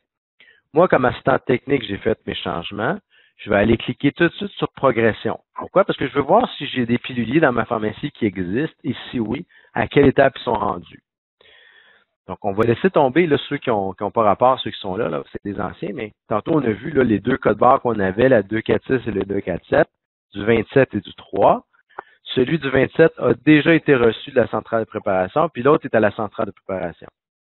Donc, il y en a un que je peux aller physiquement faire les changements dedans. Pourquoi? Parce que je l'ai transféré, donc je l'ai reçu. Tandis que l'autre, ben, il est en préparation, il est à la centrale, je ne l'ai pas encore reçu. Ça se peut.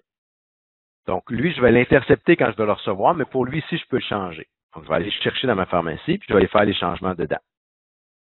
Donc, moi, comme assistant technique, à cette étape-là, mon travail est terminé. J'ai fait les changements dans mon logiciel d'officine. J'ai fait les changements dans le logiciel de QB Pilulier avec l'aide du Nexpil. Et je suis allé chercher le ou les piluliers qui sont dans ma pharmacie pour faire les changements. Je ne les fais pas tout de suite, les changements. Je donne tout ça au pharmacien pour validation. Le pharmacien reçoit ça, ça a pris peut-être 3 minutes, il reçoit ça, donc là, sa job, c'est de s'occuper de ce patient en pilulier. Ben, forcément, il fait son travail de vérification de l'ordonnance, il fait son travail que tout est correct, qu'il n'y a pas d'interrogation, qu'il n'y a pas de situation problématique. Donc, il vérifie ça, il sait que son ordonnance, met ça dans le logiciel d'officine comme il fait d'habitude. Il va rentrer dans le logiciel de QB Pilulier, va voir dans ses compteurs qu'il y a un dossier en attente, va prendre un dossier en attente, va rentrer dans Alain Coumadin ici, et là, à ce moment-là, il va vérifier le travail de l'assistant technique. Parce que je ne sais rien qu'un pharmacien, c'est juste ça que ça fait dans la vie, ça fait juste vérifier des affaires.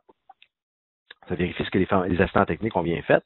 Donc, il va aller regarder ici dans progression. Mon assistant technique devait me ramener juste un pilulier, le 246, parce que c'est celui qu'on a reçu au titre de la centrale de préparation. On va l'intercepter quand on va le recevoir la prochaine fois, il n'y a pas de stress. Et il va cliquer sur le bouton de comparaison rapide. Parfait, le bouton de comparaison rapide qui va lui dire quoi? Qui va lui dire qu'entre la dernière fiche et la nouvelle, voici ce qui a changé. Acébutolol, on avait 1, on est rendu à 2. Right. Le Ramipril 5, j'ai rajouté juste une note de total 7.5. C'est le changement que j'ai fait. Coversil 4, je l'ai cessé. Donc, il est barré, là, supprimé. Rapril 2.5, on l'a ajouté pour faire un total de 7.5. Et l'attaquant 8 a été ajouté la case du matin, avec une notion de ne pas substituer. Ben, c'est ça que j'avais sur mon ordonnance. Parfait. Je valide et j'enregistre. Et maintenant, on est prêt à partir pour ça. Je n'ai pas vérifié le prégabalin. Je n'ai pas eu à vérifier le détabs. Je n'ai pas eu à vérifier le Xarelto. Je n'ai pas eu à vérifier le metformin. Je n'ai pas eu à vérifier mon calendrier de furosémide. Je n'ai pas eu à confirmer mon calendrier de Fosamax. Je n'ai pas eu à vérifier mon calendrier Coumadin. Je me suis concentré que sur les changements. C'était ça mon ordonnance. C'était ça que les changements que l'assistant technique a fait. Rien d'autre n'a changé. C'est ce que l'informatisation nous permet de faire. Ça vient de numérer énormément de détails, nous sécuriser, et ça vient vraiment spécifier qu'est-ce qu'on a fait. J'ai validé, donc là, j'ai 2 choix. Je peux redonner tout ça à l'assistant technique en lui disant, parfait, c'est validé. Réimprime la nouvelle en tête, donc avec les bonnes informations, et fais les modifications dans ton pilulier. Ou, si comme moi, le pharmacien est extrêmement généreux de son temps, il peut le faire lui-même. Il est déjà dans le dossier du patient. Il a déjà le pilulier à changer avec lui. Bien, il va aller imprimer la nouvelle en tête du patient, de M. Coumadin. Pour quelle semaine? La semaine du 25. Il l'a dans les mains. Il n'a pas besoin de poser la question. Là, il y a le pilier devant lui. La semaine du 25. Il y en a juste un, donc pour 7 jours. Il fait recherche. Et là, ça va lui dire, parfait, pour M. Coumadin. Encore là, oubliez le pilier numéro 2, 3. Le pilier numéro 1 de M. Coumadin du 27. Veux-tu vraiment le faire parce qu'il y en a déjà un qui existait? Oui, je veux le faire parce que je veux le réimprimer. Je veux annuler l'ancien code barre pour en créer un nouveau. Donc, on oublie le 2 puis le 3. Là. Je fais générer. Donc, comme je vous dis que c'est un changement de pilulier, on ne l'enverra pas au robot. Là, on va le faire manuellement à la pharmacie. Donc, je l'envoie à l'imprimante. Donc, j'ai généré ma nouvelle en-tête de fiche Dispil. On va voir qu'elle est légèrement différente, mais normalement, il faut vivre avec un nouveau code barre qui est ici. Donc, ça, je l'imprime. Donc, je l'imprime à mon imprimante Dispil. Si c'est dans ma configuration, j'ai ça Dispil. Parfait. J'envoie ça. Et là, mon assistant technique va prendre cette en-tête-là, va coller la nouvelle en-tête sur l'ancienne. J'ai un nouveau code barre. Mon assistant technique va aller dans le nouveau code barre et va aller dire, parfait, j'ai préparé le nouveau code barre, va amener ça au pharmacien et le pharmacien va faire la vérification. Dans ce cas-ci, le pharmacien, s'il a fait la vérification, il a fait la vérification que sur les cases ouvertes. Donc, on sait c'est quoi les cases ouvertes parce qu'on connaît les changements. L'historique de tous les changements pour cette semaine-là, elle existe, on les connaît. Donc, si jamais il y a un audit sur quelque chose, vous êtes capable de savoir quel pharmacien, si c'était pas lui qui avait vérifié le premier pilulier, le deuxième, etc., tout est ici.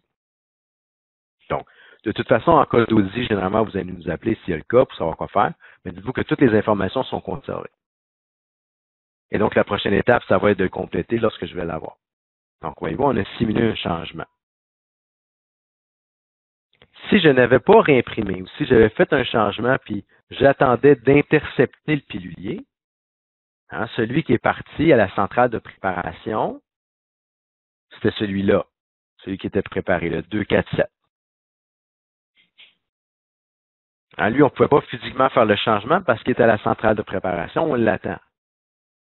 Mais lorsque vous allez recevoir les piliers de la centrale de préparation, votre assistant technique qui scanne les codes à barre, quand va arriver à lui, à ce code à barre-là, va faire Enter, le système va lui dire, oups, voici mon message d'erreur ou mon avertissement. Le pilulier que tu as dans les mains, il est différent du dossier patient. Tu savoir pourquoi? Oui. Oh shit, beaucoup de changements. Oui, il y avait beaucoup de changements. Parfait. Donc ça, c'est les changements que tu as à faire. On pourrait même imprimer cette liste de changements-là comme checklist, prendre les piluliers qui arrivent à la CPO, mettre ça, le donner à quelqu'un, un assistant technique pour qu'elle prépare en fonction de ça. Donc, voici la liste des changements. Elle fait ces changements-là et de la même façon, on continue. Donc, dans ce cas-ci, l'assistant technique ne peut rien faire que de continuer en lecture seule, de mettre ça sur le côté et l'assistant va faire. Si vous étiez le pharmacien, vous avez un nouveau choix, c'est-à-dire de conserver quand même le code à barre, de dire, ouais, c'est correct pour cette fois-ci, on garde quand même les anciennes informations. Ce que je ne vous suggère pas, mais le pharmacien doit faire ça. Et on passe aux prochaines étapes. Donc, c'est comme ça qu'on intercepte des changements qui arrivent de l'autre pharmacie. Dans notre situation, dans ma pharmacie à moi, ce qu'on fait, c'est qu'on imprime au moment du changement les nouveaux codes à barre. Donc, le nouveau code à barre est imprimé pour cette semaine-là quand même. Donc, tantôt, quand on a imprimé pour le 25, j'aurais aussi imprimé celui du 1. Donc, on aurait fait les deux. Même s'il est à l'autre bout, on aurait quand même imprimé l'entête pareil.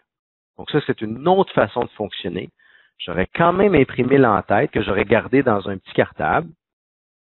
Et lorsque j'aurais reçu de la centrale de préparation mon pilulier, au lieu de me dire que le pilulier a changé, ce que j'aurais eu à la place comme message, c'est de dire celui-là a été annulé.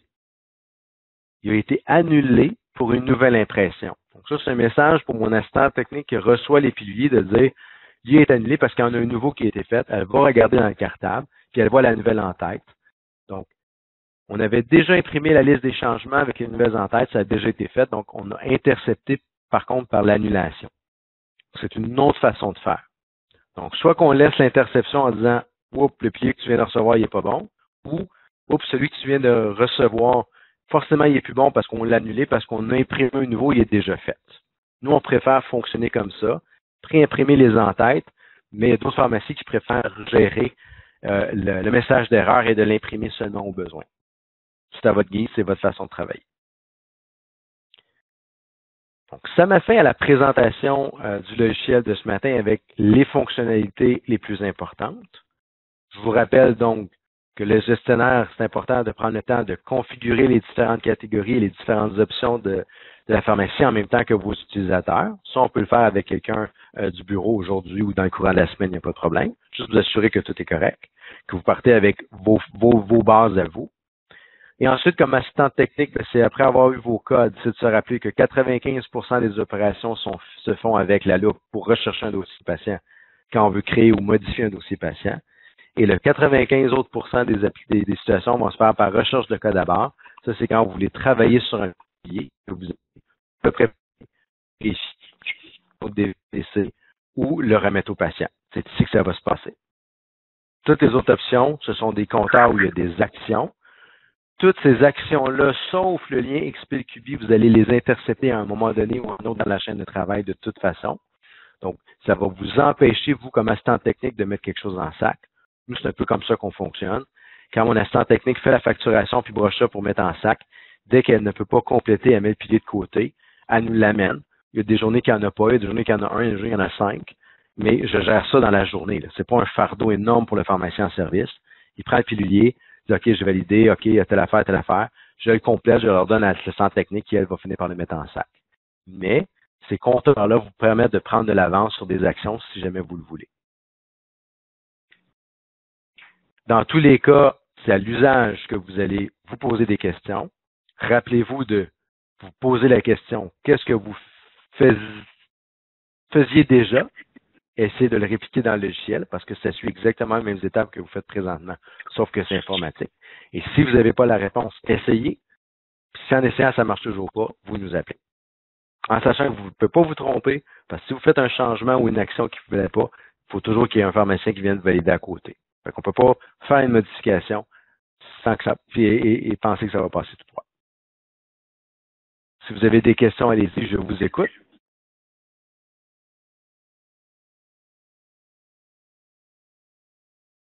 J'ai Annick. Est-ce que le contrôle de qualité, 10% du choix des piliers est fait par le logiciel ou le pharmacien? À l'heure actuelle, il est fait par le pharmacien, donc c'est vous qui déterminez lesquels vous voulez choisir au hasard. Je sais qu'en programmation pour une version future, ce qu'il va y avoir, c'est à côté du nom du patient pour lequel le pilulier est attitré à la DVCC, il va y avoir un compteur. Ce compteur-là va vous indiquer le nombre de fois qu'un pharmacien a pris physiquement le pilulier pour le vérifier. Autrement dit, si vous avez 30 piluliers puis vous devez en choisir là-dedans, vous allez peut-être vouloir choisir celui que le compteur est le moins grand parce que celui, ça fait le moins souvent qu'il a été compté. Mais on ne le choisit pas pour vous. Bonne question. Ensuite, nous avions Guillaume. Est-ce que la création des dossiers patients sera accélérée? Peut-on importer nos foyers déjà créés? Pour ce qui est de l'importation ou tout ce qui a trait au XPIL, moi, étant donné que je ne l'utilise pas dans ma pharmacie, quand on a commencé il y a 7 ans, ça n'existait pas et pour nous, le volume qu'on a créé, on l'a créé au fur et à mesure. Je n'ai malheureusement pas la réponse sur les opérations ou quelles sont les meilleures techniques. Par contre, il y a Patrick et Alain au bureau qui sont plus spécifiques à cette notion-là avec Domédic. Donc, n'hésitez pas à leur garder cette question-là en banque et leur téléphoner, leur écrire un courriel et voir avec eux de c'est quoi les meilleures pratiques là, pour le lien XPIL. Si j'ai un client hospitalisé, j'ai Oui. quelque chose à faire par rapport à qui. Oui. Tout à fait. Si vous savez, donc, un patient vous rapporte ou votre livreur vous rapporte ou quelqu'un vous appelle que votre patient est hospitalisé, ce qui est intéressant, c'est que tout de suite, vous pouvez aller dans le logiciel, rechercher votre patient. Donc, on va reprendre M. Alain. Donc, dans Alain, vous allez donc changer son statut à hospitalisé. Donc, dans les informations nominales, on n'oublie pas, à droite du nom, on ouvre sa fenêtre. On vient changer son statut ici à hospitalisé. Donc, par défaut, il est actif, mais vous allez changer à hospitalisé. Qu'est-ce que ça veut dire? C'est vraiment juste un indicateur visuel dans la liste. Dans vos listes de patients, ils vont être en rouge. Un autre intérêt, c'est que vous allez pouvoir imprimer la liste de vos patients qui sont hospites. Donc, si vous avez un indicateur visuel là-dessus, vous pouvez le faire. Mais c'est surtout, c'est que si votre patient est hospitalisé, vous enregistrez, il va vous dire, premièrement, il y a des codes barres qui existent pour ce patient-là dans votre pharmacie. Est-ce que tu veux les annuler ou pas? Donc, est-ce que tu veux faire en sorte que, regarde, je les annule? Et si jamais j'ai besoin de les réutiliser, je vais les réimprimer les en-têtes. Donc, ça peut être un oui ou un non. Nous, on favorise le oui. Pourquoi? Parce que souvent, les patients qui sont hospites, c'est plutôt rare qu'ils sont hospites juste une journée puis on réutilise leur code à barre. Donc, ce qu'on fait, nous, c'est qu'on dit oui à ça. Ça annule tous les codes barres de ce patient-là déjà. On prend physiquement les piliers, on les met dans un endroit qui s'appelle patient hospite. Et si le patient ressort de l'hospitalisation, il n'y a pas de changement, tout ce qu'on a à faire, c'est de réimprimer pour les semaines qui ont besoin les piliers du patient en cours et de réinscrire le nouveau code à barre, qu'on peut inscrire à la main d'ailleurs.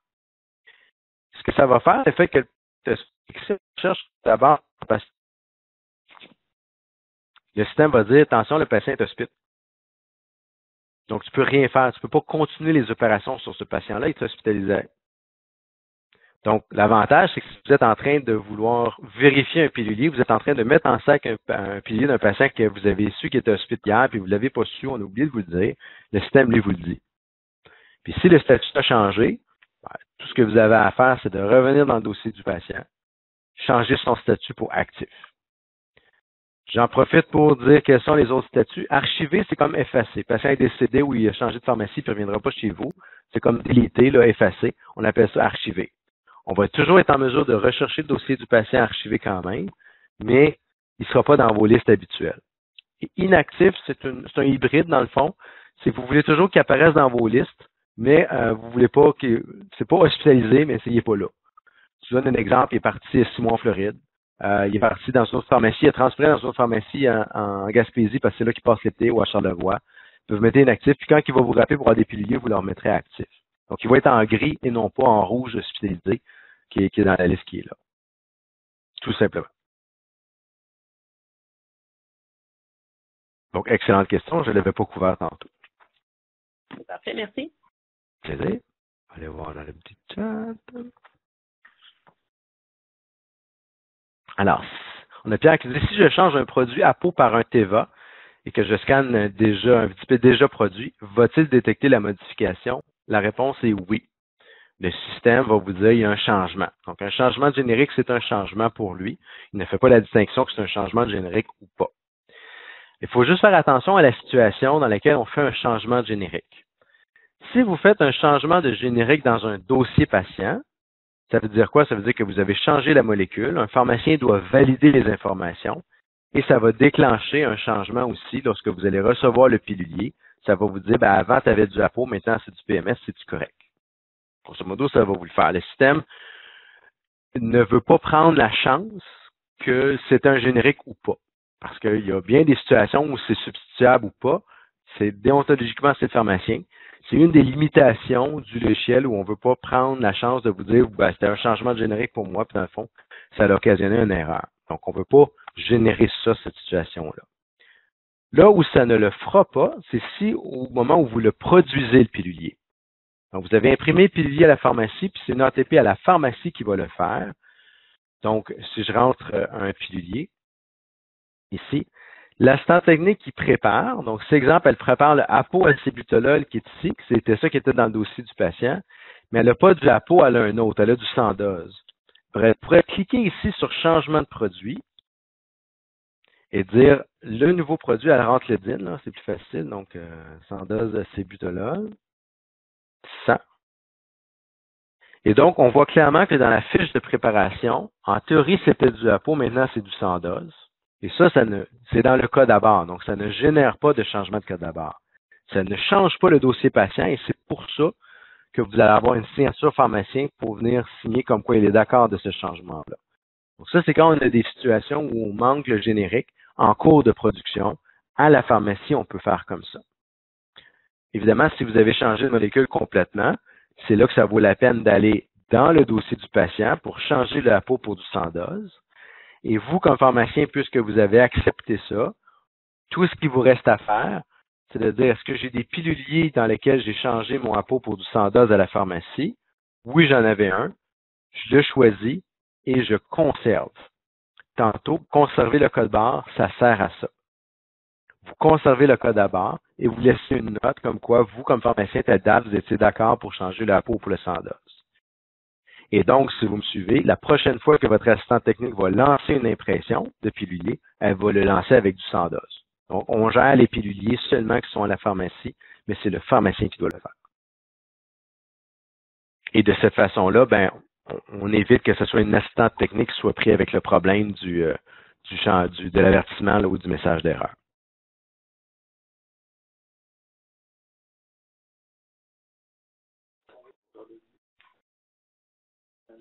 Encore une fois, comme je vous dis, les questions vont survenir lorsque vous allez importer vos patients, vous allez créer des dossiers, vous allez avoir des situations.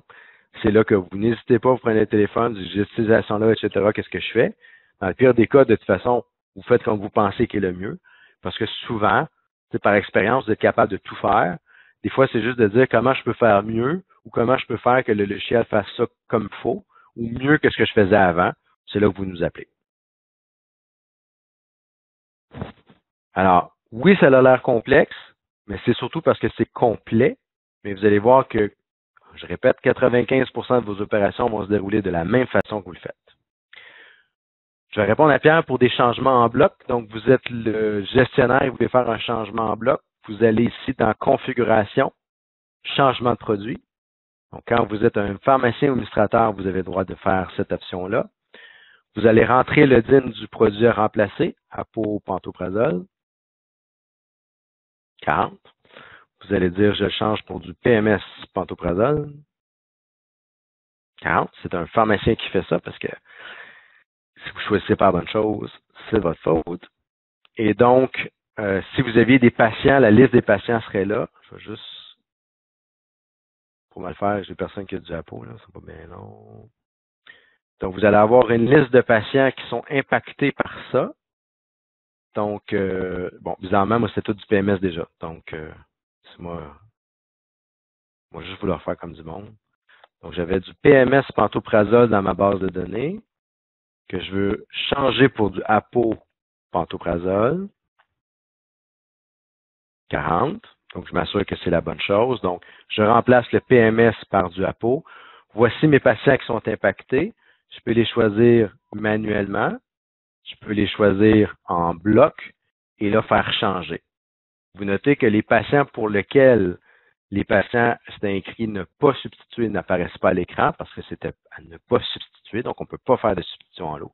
Vous changez et ça va changer et valider les dossiers patients. Par contre, vous êtes prêt avec les codes barres. Donc, s'il y avait des codes barres de déjà générés, il va falloir aller les valider un par un lorsque la situation va se présenter.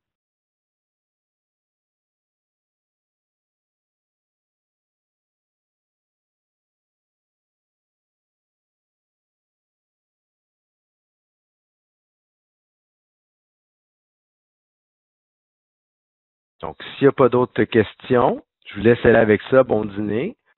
Puis, prochaine étape, le gestionnaire pour la configuration, s'assurer que tout est bien installé et configuré. Votre question pour le lien Expil pour l'importation des patients. Et le reste après ça, c'est de commencer à faire des patients un par un, graduellement, que tout le monde s'habitue un peu au fonctionnement et de nous appeler. Je vous dis, ça prend un mois, puis passer là un mois après ça, ça va très bien.